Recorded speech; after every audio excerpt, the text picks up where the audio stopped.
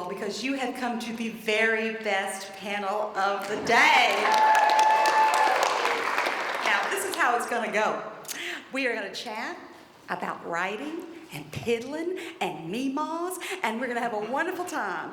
And then you are going to ask your questions. But, like this book has many, many games in it, we are going to play a game because it's the end of the day.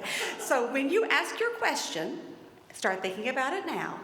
You're going to stand up, you're going to say your name, you're going to say what you called your grandparents, and then you're going to say one sentence about one grandparent. And whoever, so you're going to say something like, hi, I'm Helen. I called my grandparents grandmother, granddaddy, grandpapa, and grandmama. And granddaddy was buried with a pack of cigarettes in his pocket so he didn't have to go cold turkey in heaven. He was.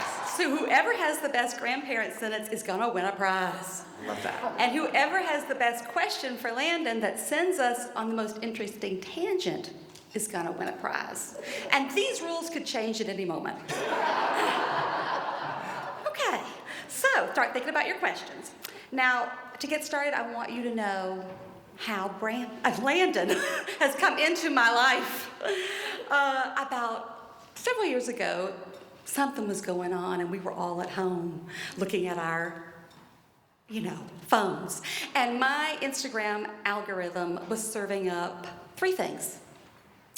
One was videotape of people on slingshot rides, screaming, fainting, and then screaming again. Sorry to interrupt, but did you see the girl that hit the bird in the sling? Absolutely, yes. Yes. Wow. And I also saw the guy who rides the roller coaster looking back with a complete dead face. Yes, love it. The other thing was people in their homes lip-syncing the Golden Girls. Enjoyable. And then finally, this lovely gentleman looking straight into camera, talking to me about caftans and bacon grease. And I said, yes, please, more of that. And then we became, friends in my head. Now, Landon doesn't know that we are friends in. No, I know. Okay, he knows. Second, 2 years ago, I was here at the Mississippi Book Festival.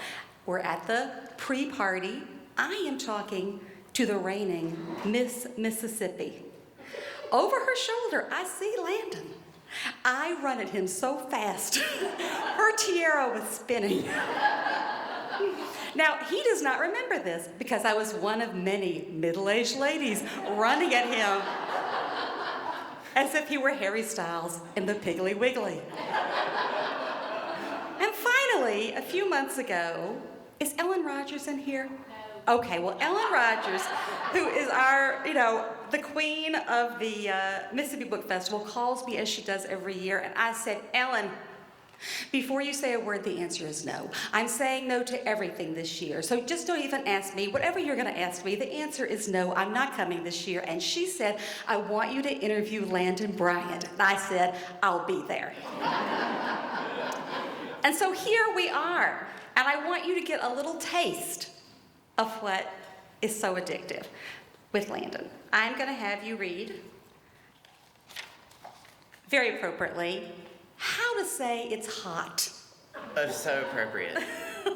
Easy to say that today. But I like that we moved this from August, because it was so hot, to September, where it's also so very hot. I think that's like such a good Mississippi solution that we came up with. It makes the most sense.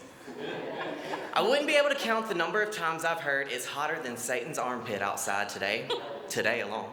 We love to say, it's not the heat, it's the humidity that'll get you. We love that. And our humidity is sitting somewhere around 75%. But it's not just the humidity now, it's the heat too. We're in the heat and the humidity, and it feels like we're walking around in a big bowl of soup made of hot swamp water. If you like walking through scalding hot Vaseline, it's the place for you. And if you don't love that, there are some ways you can say it's a little too hot. We started off with Satan's armpit. A lot of things having to do with Satan are associated with being hot. It could be hotter than Satan's armpit, or it could be hotter than Satan's toenails. It could be hotter than Satan's house cat.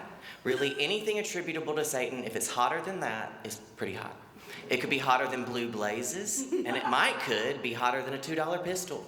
It's definitely hot as Hades. Obviously, you can substitute words for Hades for emphasis depending on your audience, but my grandma reads this.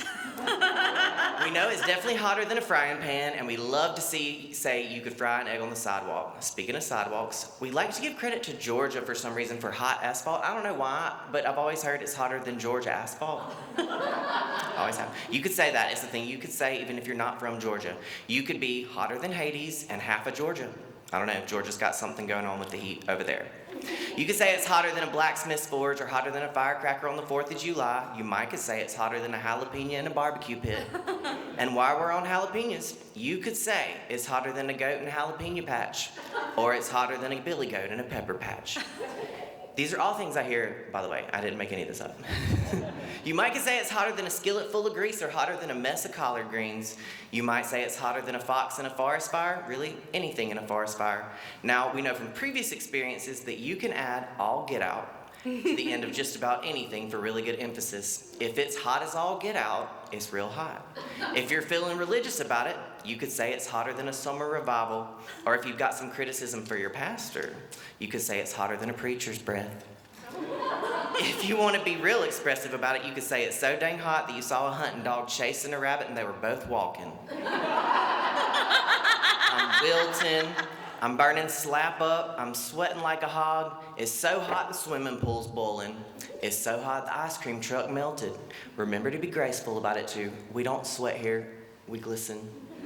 Despite the difficulties. So be careful out there because it's 90 degrees in the shade.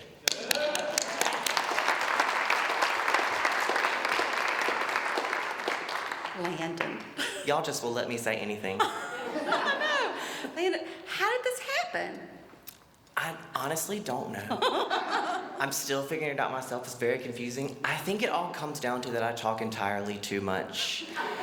And my wife has known me since 2nd grade. So it wasn't cute. We weren't high school sweethearts. She was way better than me. I was not eligible till I grew my hair out much later in life. Covered my ears up. She was there for all the stories.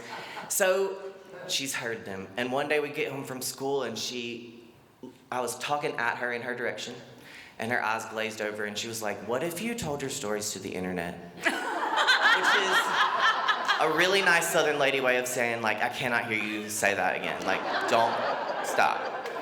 And so I did.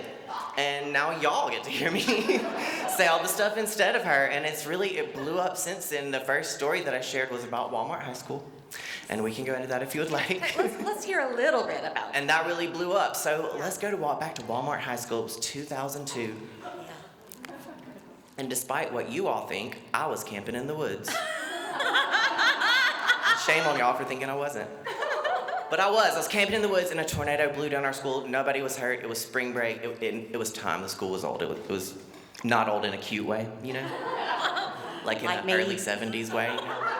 So the school got blown down by a tornado, so the best and brightest minds of Laurel, Mississippi, famous for HGTV now, got together and were like, let's call it a year. I know they did. We had 9 weeks left, but I know their first choice was being like, let's just call it. But then they were like, no, important things happen this 9 weeks. We got to go to school. We had just gotten a new super Walmart in Laurel, which was very like pinkies up. Like it was living large. We had moved up. You can get your tires changed and groceries in the same place. You don't have to go to the Kroger next door. You can get all of it in the Walmart. That meant, though, that the Walmart was available. Super Walmart knew the Walmart available. So they pulled the shelves out of that Walmart, left all the signs, and built a plywood cubicle maze in that Walmart. And that's where our 7th through 12th grade, about 2,500 students, went to school for the rest of that school year. And it was horrifying. As an 8th grader. For one, the first thing that we saw was our principals wearing Walmart vests, and they greeted us with that, and then they thought that was a great joke, so they did it every day. Every day. 8th grade was in the baby section. A big old sign about babies right over the whole 8th grade. And 8th grade is like exactly the age that you don't want to be the baby section. 7th grade got sports. Got babies. It was real chaotic. We pretended school for like 3 days. I had show choir and layaway, art in that snack section. It was real good. Our cafeteria was literally the garden center. So we had like a patio. It's very fancy. And it was in generally chaos. We realized early on that you could start clapping on one side of the building and it would spread all the way across. So we got that in 3 or 4 times a day. It was very good, great for learning. I did have it, there was a technology section, lots of signs, and I had computer discovery in that technology section. I don't know if y'all had computer discovery, but it's where you discover computers. You learn to type, and you also learn like file, new document, all that kind of stuff. Well, we learned all that without computers in the technology section, so I was writing out like file, new document. So I have the theory of a computer quite well, but computers themselves, can't guarantee it. But my favorite thing that happened that year, and it's impacted me greatly for the rest of my life, is we had to take the Algebra 1 state test in that Walmart. It was the first year it was required by the state to graduate, requirement by the state. And they let us take it. They just carved out a bigger cubicle in the middle of the Walmart. And it was chaos. You'd get hit by things being thrown over the plywood walls and nobody could do anything about it. Just so chaos. So that's where we took this required for graduation test. And they made us take it. And then, 6 weeks later, the governor of Mississippi used this language and pardoned us from that test. And pardon was the language he chose to use. So I am pardoned from algebra. Now, my teachers and college professors did not agree with me when I would remind them that I was pardoned from this particular activity, which is why I did so well in the history department at USM. But they did think I was not pardoned, so I struggled with that throughout school, convincing everybody that I was literally pardoned and didn't need to do X plus Y. And I'm still trying to convince y'all of that. Like, don't ask me to do your math. I literally can't. So Walmart impacted us greatly, and it was a really, really good time. People graduated from that Walmart, and the hospital bought it, so now they work there. So it's like really a place that can change your whole life. Oh my God. All right, so your wife tells you, maybe you want to tell other people this story. So you go onto Instagram and you tell this story, and you tell many other stories. And I said regular words like might could and fix Yes, that's right. How did you figure out this was going to be a book? Did you ever think, I'm going to write a book when you went on? Yeah. I've never thought a thing ever in my life. Like, I just react, like I'm just reacting constantly. But when I said things like might, could, and fixin' to, people were like, what do you mean fixin' to? And I was like, what do you mean? What do you mean fixin' to? That's a crazy thing to say to me. So I was like, let's discuss fixin' to. And let's discuss it. It blew up from there. And then relatively quickly, I had all these publishers in my inbox, and I didn't know what to do. So but HGTV coming through, Erin Napier and Ben Napier. I grew up with Erin. She's wonderful. She's lovely. And I was like, help, Erin. And she got me in touch with her literature agent, and we navigated the book process, and here's a book. Can you believe it? Can you believe it? And you do not owe any student loans to have written this. And so tell me about the process of taking what when I would watch your videos, I thought, you're just talking to me like you are now. You didn't write it down. Did you write it down before? And then how did it go from this to this? Well, one key feature in all of this is that I have like very extreme ADHD. Like it defines my whole life. I didn't have a problem in middle school and high school because my aunts were all the teachers, I was related to everybody there, and my life was very structured by my parents. But then I got to college, and I really struggled with setting up schedules and things of that nature. So a big project like this was huge for me. I didn't have any former skills besides history papers, but history papers aren't 52,000 words most of the time. Yeah. That would be a lot to grade. And so this was a huge project. Fortunately, my wife, again, is a specialist in education, and she spent the past 10 years at this very high-performing school in Laurel, Mississippi, a public school where she worked with high-performing ADHD and autistic students. So she came home and did that for me. And what did she do? Yeah. What did she do? Because I hear that, and I also know you were an art teacher. Am I correct? Because I look at this book, and as a writer, I look at it like a collage. I like that so much. It is a you. I look at it like a collage because there's all these pieces, and you've put them together in beautiful sections. How did working with your wife, in the sort of right brain way, and working with your art brain, your left brain, how did you how did you put it together? Well, it looked like tricking me into doing the work every day, basically. Like, she would set my computer up, like, on top of the piano or in a random spot. And I would just, like, be doing whatever I'm piddling throughout the house. Piddling. And I end up at the computer. It was like she knew I would end up there, so she, like, planted it for me. So I would just do a little bit there, and then Like do a a little cat bit over toy. here. A cat toy. A She cat. treated me like a cat, Yeah. dangled the computer in front of me as I went. Yeah.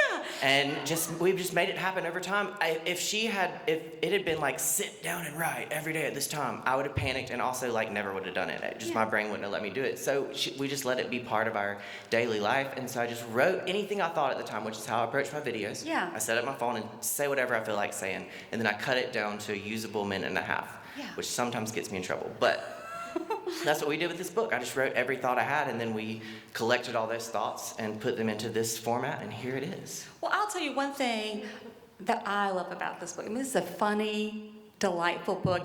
There's a section that you talk about, is it a Circe? Is that what you call it? Which is like a happy little thing, like a little gift you bring to someone. And I feel like this book is just a whole collection of Circes, happy little things. And what I see as a theme in it is your love and your appreciation for Southern women. Very much. Everything I'm doing is about the women in my life. Yes. And the men were great too. They were wonderful, but they were working. But as a woman, it is very nice to read a book and be appreciated. So I want to know, what do you love about Southern women, and more importantly, what do you love about two particular women in your life? And of course, I want to hear about what you love about your wife, and then you may pick another. Okay. Another one. Well, I just was raised by the women in my family. They were the ones that were at home. So instead of daycare, I went to my great-grandmother's house because we all lived on one street. I still live on that street. I said I was not going to do that, but I did. When you have a kid, you will go back on stuff. So I would just be sent out on the street to all the women on the street, and it would be my aunt or my grandmother or my great-grandmother, and they were all like fierce women, are all fierce women. They were just the most intense women, and it kind of set me up to be almost like an unknowing feminist in a way, because I never saw women not be able to do anything the men could do and do it better than them, and after working hard all day long. So it was just a different environment. They were just so good at everything they did. And then we would go to the beauty shop. And I would get to sit in the beauty shop once a week, because both of my grandmas went at the same time, which is pretty brilliant. And my dad's side and my mom's side, they came at the same time and checked up on everybody. And so I was sitting there getting to listen to them blessing everybody's hearts. And I loved it. I just loved hearing what they had to say. I felt like I was living in Still Magnolias growing up all the time, and it was really so much fun, and it still is so much fun. But just the love that they showed for me, the selflessness that the women in my life has shown, was just so beautiful, and it impacted me so greatly. And so they are the ones that I think about when I think about growing up, when I think about my child growing up. I think about him with the women. And I love my dad, love my grandfather. They're great people. But the women were just so strong. The women just outstronged everybody. I like that word they used, fierce. Yeah, they are. Tell me a little more about how they're fierce. Well, like my great-grandmother, she would be in a dress, always in a dress, on her knees in the garden, doing something like digging around in the garden, doing something like that, fighting off snakes or whatever it is, you know, like skinning a deer, doing any of the stuff. None of it was like dress activities. But she didn't care at all. She was only about, she's making it happen, doing what you gotta do to make it happen. And that was their attitude always, and it's still their attitude. And they just were so ferocious in their attitude towards life, and the way even they approach the men in our family who we allow to think that they're in charge. But then they just like dominated everybody. Everybody sat where they said. Everybody did what they did. Everybody wore what they wanted to wear. We had a lot of like, we'll go wait in the car while you go change. When I never said I was changing, you know. There was a lot of, well, why don't you put a sweater on? So they just like ran the whole scene, and they still do. Did you ever rebel? Did you ever push back? Well, you see. Yes. I know. I think we have the same. Where I can. Yeah, we do. I have the Landon. Bob. I've asked for the Landon Bryant. Layered Bob. I did rebel. I rebelled all the time, as much as I could, but within like the strict nature of my family, there was not like much room for rebellion. So I rebelled as much as I could. I lost every retainer, every pair of glasses. I was like a very difficult child to raise. And now that I have a 12-year-old who got to middle school and suddenly was very much in middle school, I look back on the time and I'm like, whew, I really put them through it. But But here we are, and I'm so glad to be at a place where now I get to celebrate them in books like this. It is a celebration. You write in, I think, the acknowledgments that this is a love letter to your family.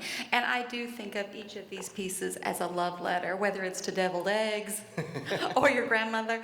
But do tell me what you love about your wife and one other Southern woman. Well, I've always loved her. Since we were in second grade, we got sent to this gifted school. It was actually like an abandoned school. We love an abandoned school in Jones County. And they shipped all the gifted kids from all the schools in the county to this one school. Barely had power. And so it was scary to go there because it was like kids from other schools at your school, you know, it was intimidating. And I was very small always growing up, and she was little. And I remember seeing her and being like, Ooh. I'm friends with her. And she didn't agree, but I know how you I was feel. pretty relentless. And so then we just became such good friends, and I've always thought she was just the very best, but I really wasn't eligible for the situation for so long, so we got to develop this really deep friendship because I was down for whatever she had to say, but just didn't know I was like in the runnings, you know? So I've always just thought she was the very best. She's so artistic, she's so creative. If she's somewhere Is here, she in not this room? studying me, not in this room, I don't know, she's supposed to be. That's happening a lot more lately. She's like having more fun without watching me do this stuff. But yeah, she's just the best. She's just the best. I've always thought she was the very best. And then she's very talented. She was Miss USM and all this stuff. And we did American Idol a long time ago. And she did very well on the show. She was in the commercials and all this stuff. It was wild. Get a golden ticket? She did. And on the way back from when she got that golden ticket, her grandmother took us, again, the ladies, and we were driving back all the way from Orlando, and she was asleep in the back, and her grandmother and I were driving, and her grandma was like, wouldn't it be great if you could marry your best friend? And she's like slowly looked back at Kate, and I was like, wait, are you saying I'm in the runnings for this situation? And then we got married like a year later. Nice. So we have to say something good about the one who put that idea in your head. I think you The did a ladies are 1-2 doing it, hit. y'all. I told you. That's right. And that's what I want to ask you now to just go on to something other than writing, something that everyone may know about. Let's discuss covered dishes. Ooh. Yes. Now, when we go to a covered dish or a potluck, as I was raised to say, I am in charge of cups and ice. What are you in charge of? Excellent. Okay, well, there's a hierarchy to covered dishes, as you all probably know. My family has really, really locked this down. We have a Google document. And literally, That's my sister. And there's different sections, and everybody rotates through the sections each week, so it changes every week for Sunday lunch. It's really complicated, but it is straightforward. Go find your name and go there. I've been very smart in staying off of the list. Like, I make it to where I'm not capable. Like, don't trust me to bring anything, I'll mess it up, you know? So I stay in plates, knives, napkins, forks. That's where I live the most, and I will never bring the good china, because then they'd move me up to ice and Cokes. And I don't want to be there. But then above ice and Cokes is when it gets serious and you get to salads. Yes. And the reason salads get serious is because what is a salad in the South, you know? right. Like, is this something you could put ranch on? Or is this something maybe covered in mayonnaise? Or does it have Jell-O, you know? So there's a lot of confusion there with the salads. You move up from salads, you get into vegetables, AKA sides. And that's when it's very serious. If you're in the side situation, you've been there, you know what you're supposed to be doing. Nobody's just gonna show up with a side tomorrow for the first time. That's not gonna happen, don't have to worry. If you're supposed to bring the mac and cheese, that's the approved mac and cheese. Mm-hmm. And here's caution if you're trying to get on this hierarchy. If you bring a good salad that first time, you gotta bring that same salad every time. And maybe you wanna experiment, okay. Bring the same salad and your new experiment in addition to that. Same with mac and cheese. It gets real serious in the vegetable section, and I understand mac and cheese might not be a vegetable, quote unquote, but everything's a vegetable And here you have pretty to be much. very careful about who you compliment. Yes, we're Now holding tell our 'em why. compliments because if you compliment somebody really well, what if the rest of us didn't agree and now we got to eat that for the rest of our lives? So it's very serious. We will consult after the meal to decide who we're going to give the compliments to, if we are giving any, and they are rare. Then above the sides, you have the meat, and that's like a slab of meat, like specifically meat. Like I've seen a poppy seed chicken casserole, that was a vegetable, you know? Yeah. But roast beef, a meat. And then above that is like, we have sweet tea, and deviled eggs is an asterisk over to the side, because there's always deviled eggs. And we let the matriarch bring the tea, because she's made her way through the ladder, you know? And it's sweet tea. And also And you don't unsweet have to tea say it's sweet and tea. all the other teas. Like there's a lot of teas for the cardiac patients, diabetes. Yes. Got different teas for everybody. But that's the hierarchy of a covered dish, and it gets real serious. There's two things that I've noticed that you can bring if maybe you're not a great cook and you want to be impressed. You want to impress somebody. Two things you could bring. Go to the Piggly Wiggly and get their fried chicken. Now don't pass it off like you made it. We know what the Piggly Wiggly chicken. You know what that is. And then Milo sweet tea, you could bring Milo sweet tea and it counts as good. It counts just as good as everything else. But I don't recommend getting on the hierarchy of covered dishes. It's very stressful. It seems stressful. I like to stay. If you're at just bring yourself, that's the best place to stay. That's right. That means no good. And I want to kind of go back to salads because I think we need to talk about salads. So maybe I'll give you a few ingredients. You tell me if it's a salad, and if you think it's a salad, you can raise your hand. So, canned pears. Oh, Lord. With a dab of mayonnaise and a maraschino cherry with some shredded cheese on top. Is that a salad? Salad. Solid salad. Salad. I share that around the U.S. on my stand-up tour. One of my favorite things to do is to build a pear salad with everybody. And it does not hit some places. They don't like it. In California, I basically ruined the show with the pear salad. They never got past it. People were leaving and crying. It was a mess. Yeah, I used to have cheese balls, a cheese ball at parties at my house, and people, I live in New York City, and they did not know what to do with the cheese ball. Yeah, they did not know what to do. What is that? It's a cheese ball. What's in the cheese ball? Mayonnaise. So, here's another one. Strawberries and pretzels. Is that a salad? Salad. Strawberry pretzel salad. Yes, it is a Is salad. it a dessert or salad? It's Yes. a salad. Ambrosia. Is ambrosia a dessert or a salad? Yes. Pear salad, is it a dessert or a salad? It is cherry on top. It's like for after the meal, between the meal and the dessert. It's like it's like a palate cleanser Yes. of mayonnaise. An amuse-bouche. Yeah, that's what they say. That's what they say. All right, let's get on with clutching our pearls. Clutching our pearls. Has anyone clutched their pearls today? A pearl clutching moment. What was the last thing that made you clutch your pearls? Ooh, Lord. I'm clutching my pearls all the time, I feel like. I'm not sure. The last time I clutched my pearls was they made me do the Kelly Clarkson show. And that was wild. And the moment she said, "Hey, Landon," I was like, she was very nice. If everybody wondered. Good. Very nice. Very good. Well, speaking of that, let's discuss startled expressions. Yeah, my mama always said, "Jiminy crickets." Oh yeah. Yeah. What else? What else are some? Well, I love my Lord. You know, that's real good. Goodness gracious. When I said that on Kelly Clarkson, goodness gracious, and I didn't think that was very Southern, and she was like, "I love that so much, I'm gonna give you $1,000," and she gave me $1,000. So say goodness gracious to Kelly Clarkson. She likes that. Well, one of my favorite things, one of my favorite parts of the book was, you don't say, "Oh my God." You say, "Oh my gosh." Oh my God, GAWD. Minced oath. Yes. But you heard, "Oh my God," once. One time. I need you to tell this group. I was in New York City. And we got lost somewhere, and my chaperone said, and you know what? I'm going to tell y'all a secret right now, and my mom's going to be so sad about this. It was my mama. And she said, "Oh my God." And I was like, she used the Lord's name in vain right here on the streets of Manhattan. This is serious. And I've never been more afraid. That was one of the most afraid times I've ever experienced.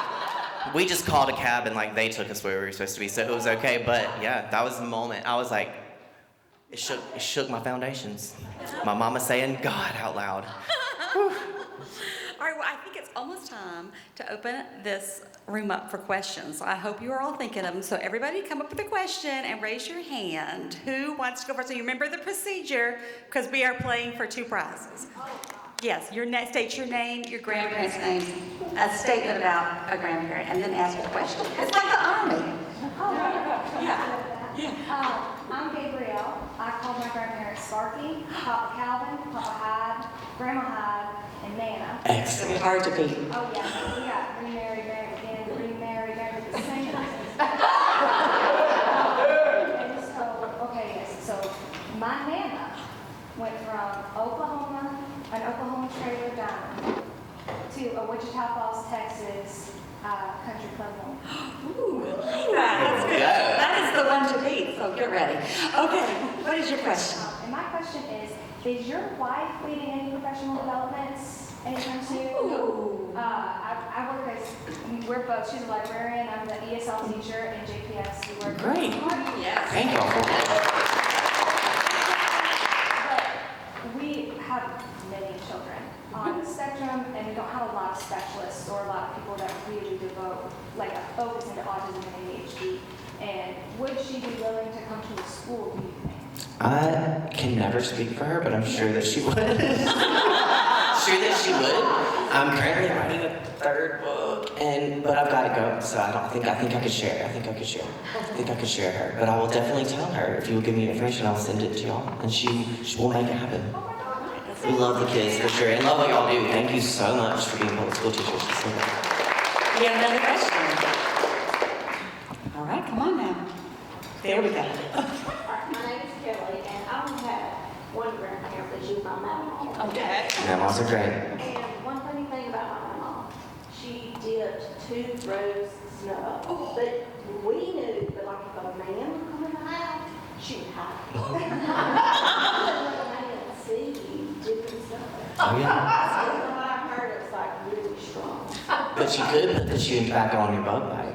That Is one thing you could do. So my question is, talking about devil eggs, is there a special kind of mayonnaise or something? Deadly. This is where we get into the controversy. My family is the Duke's family, as it should be. I don't judge you for your mayonnaise, but I'm contractually obligated to recommend that you use Duke's. And that's fine. That's fine.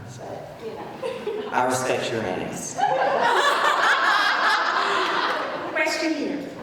My name is Elizabeth Quinn. I called my grandparents Bobo and Papa. Excellent. And Mama and Papa.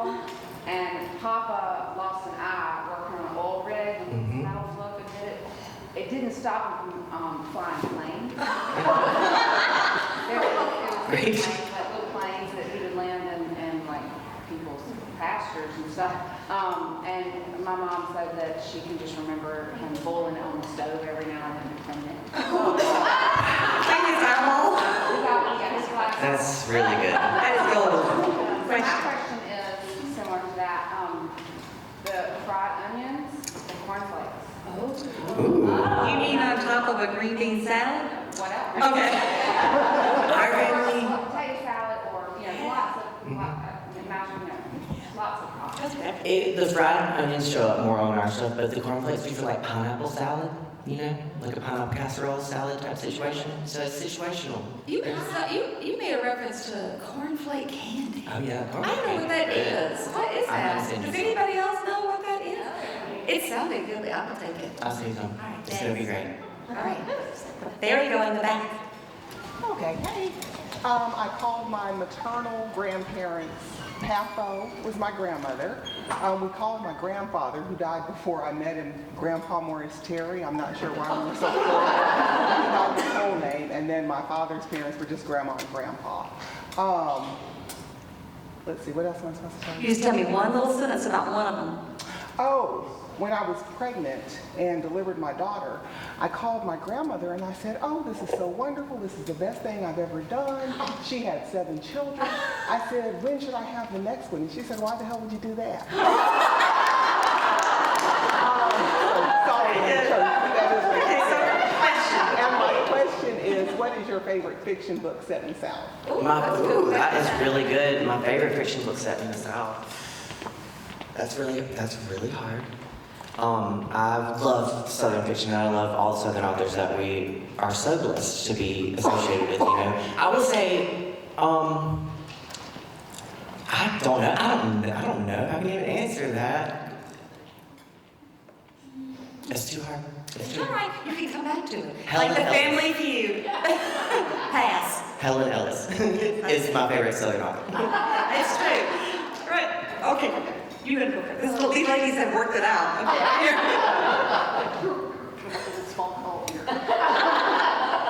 So my paternal grandparents died before I was born, so my grandparents were Papa Daddy and grandmother.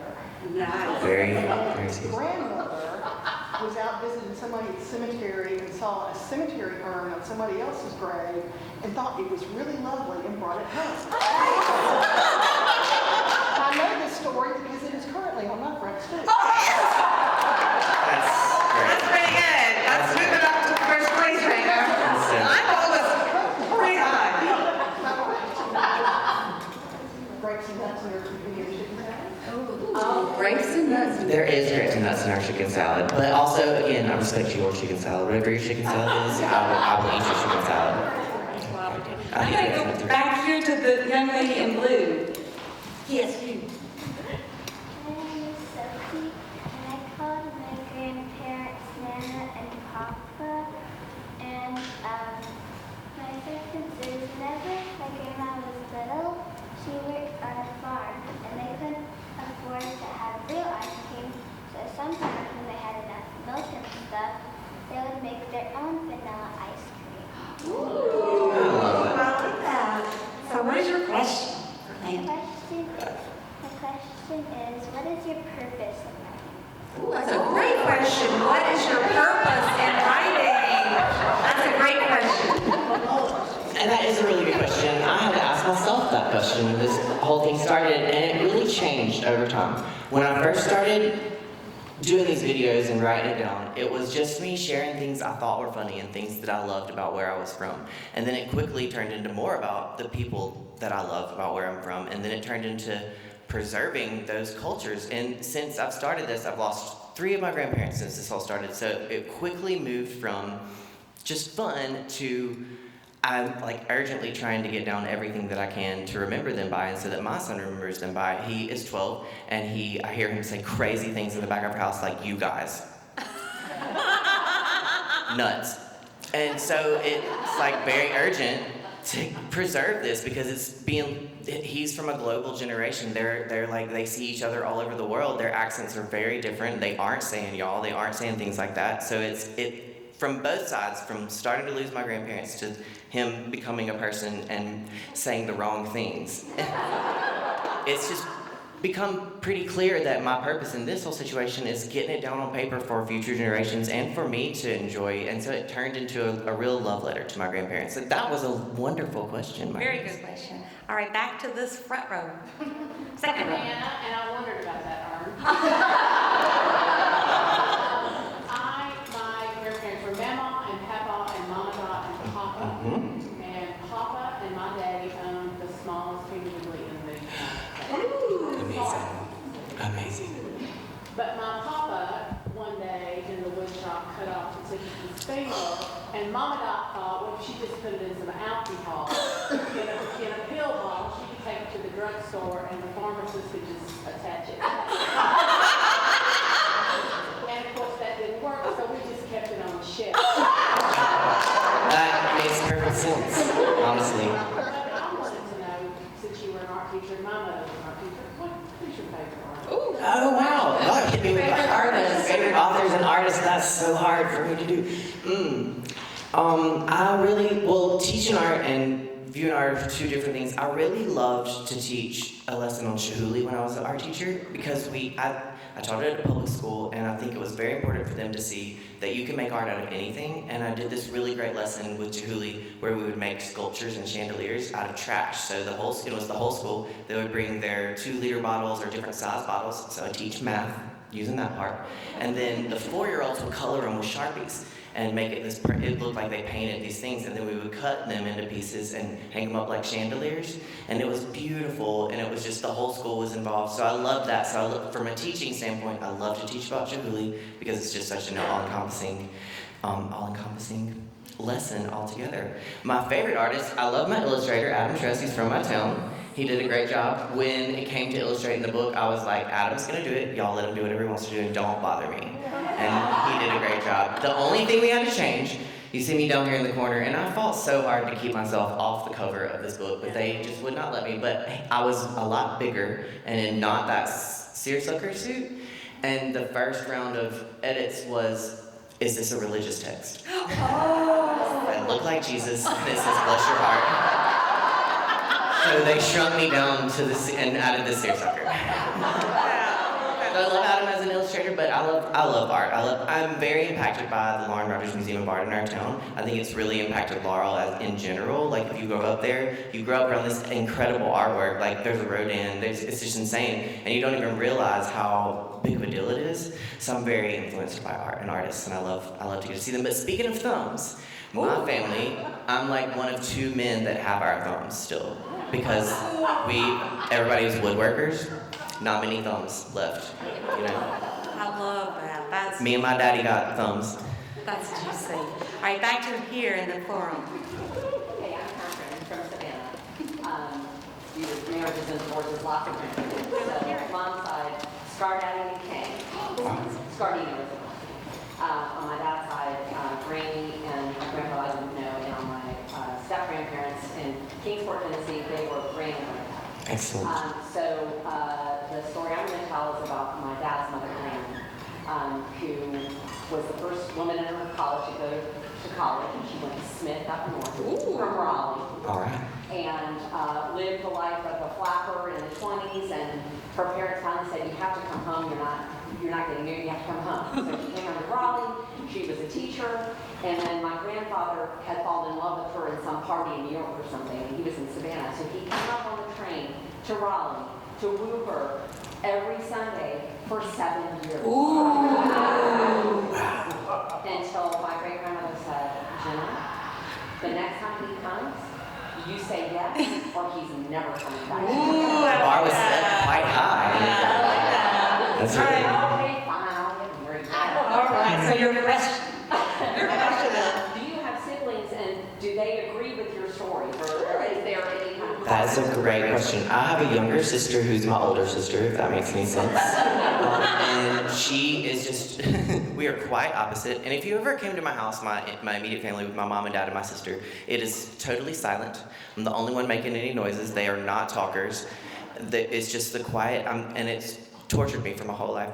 And my sister, right off the bat, the moment she was born, I knew it was over with for me, because her name is Anna Darling. So I never had a chance. And she is not a talker, like I said, and they all think I'm the silliest goose. So that's what their whole perspective of me is. I'm the silliest goose. She took my first job. Even my sister did. I went on a church trip on spring break, and I was working at Carl's Catfish and Ribs, because he was my friend's dad. And I came back and I was like, I'm ready to work this week. And he was like, I don't want you anymore. Your sister does a much better job than you. And now she owns Carl's Catfish and Ribs. So that's like a good example of me and my family. They're real proud of where I am now, you know.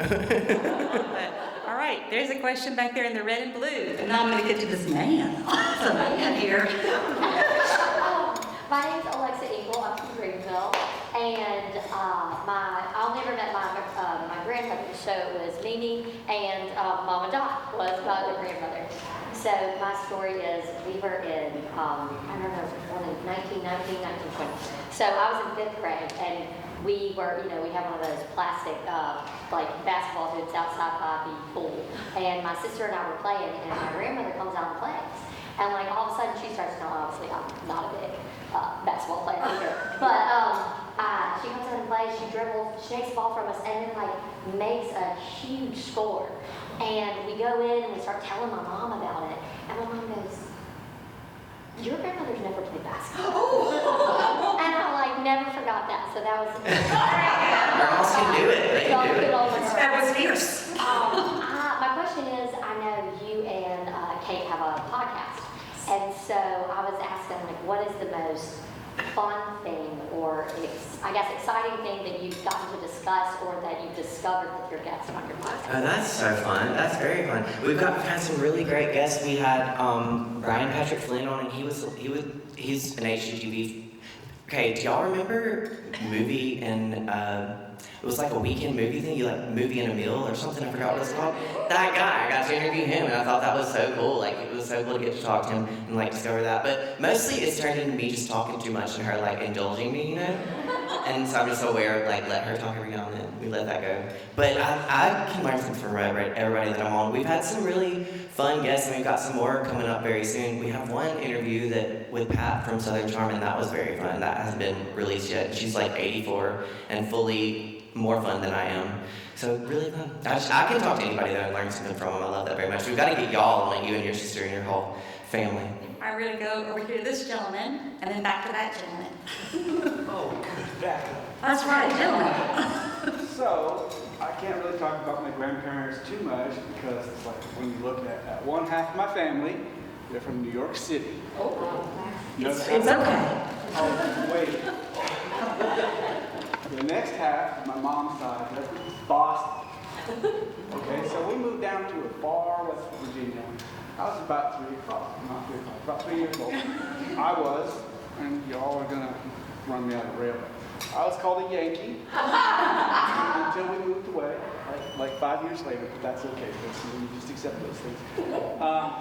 So I grew up with a bit of an accent, and there was actually a cassette recorder of me talking about how I was going to rearrange my rum.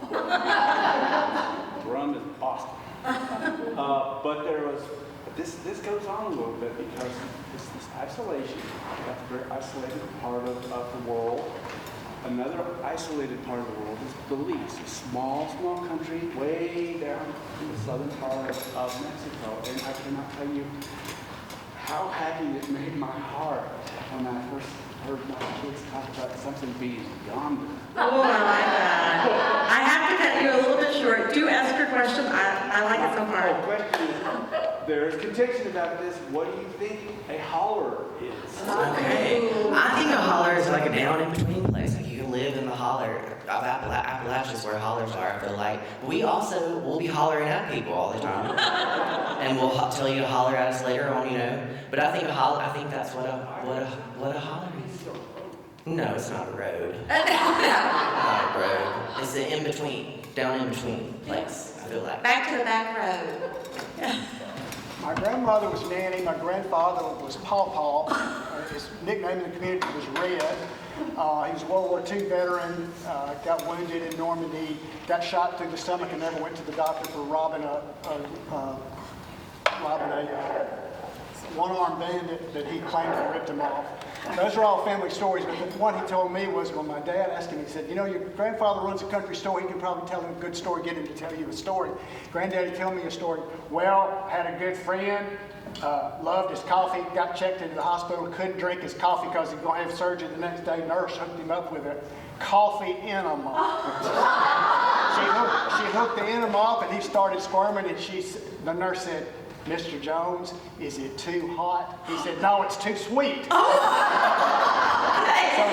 my question is, my uncle always made the observation that everybody in Mississippi is related in one way or another.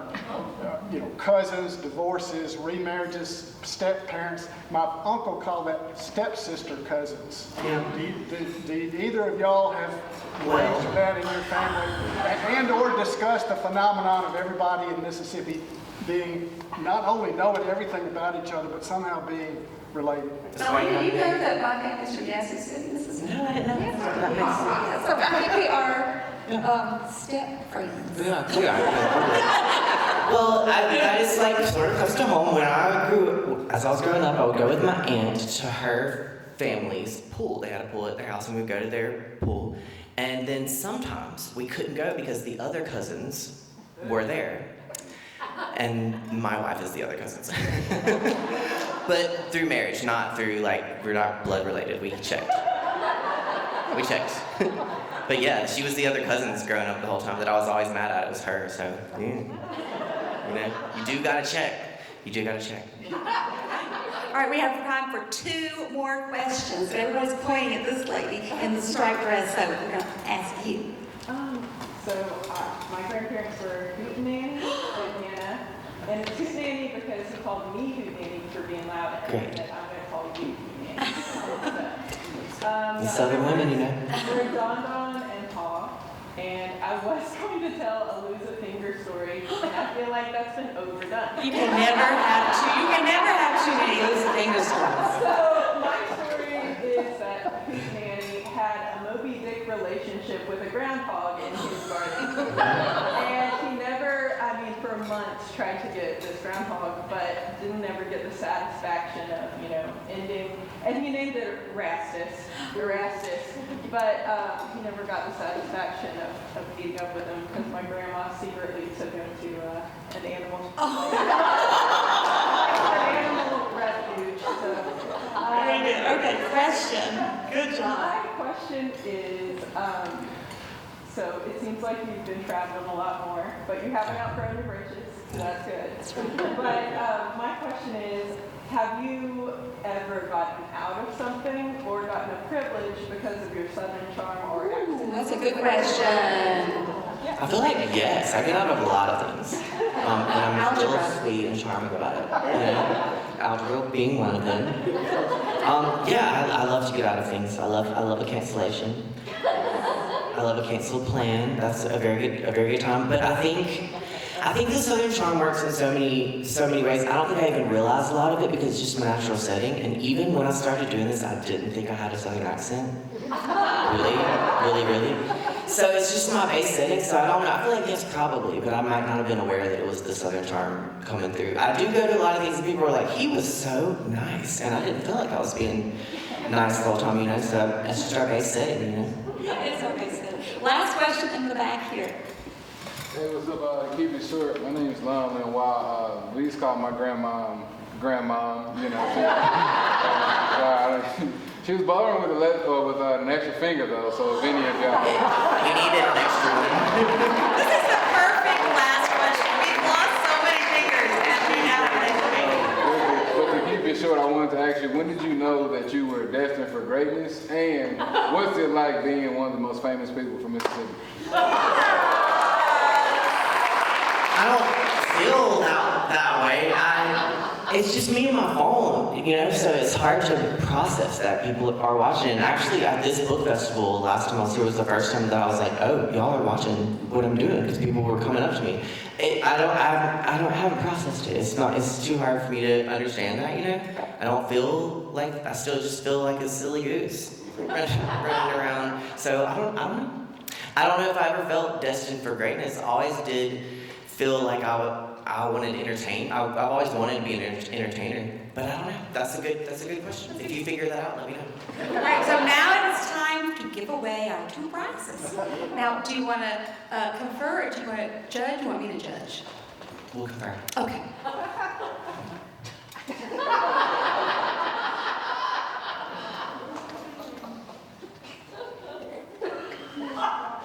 There is no contest.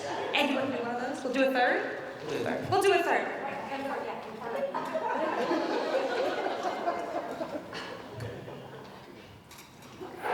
There is no contest. Okay, so the first prize is going to go for the best question, and that question goes to this young woman who asked, what is your birthday? And let me tell you, I love this book so much, I put my money where my mouth is, so I have bought these books for you. All right, and the second will go to the best. We have 2 best grandparent stories, and the first prize is going to go to the grave robber.